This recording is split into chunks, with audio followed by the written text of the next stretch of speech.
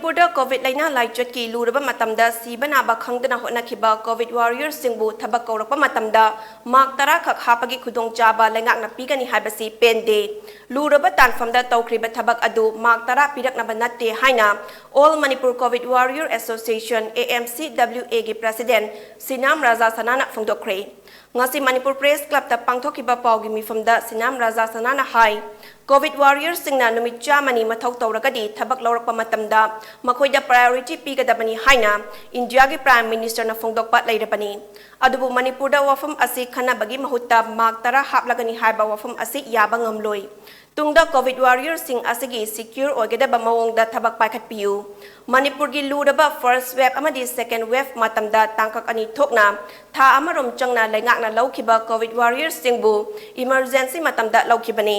thabak lawrakpada mak tara hapkani haina chathariba nongjumi famda health minister na phongdokhiba asi yaningde amaramda COVID warriors singi honorarium asi chahi asigi March 15 fawbagi pigatabani adubu lengakna dead back tawraga March 13 ta COVID warriors sing terminate tawri hairakpa amadi assembly session da pukhatlakpada March 13 fawbadangi pigani haibasi yaningde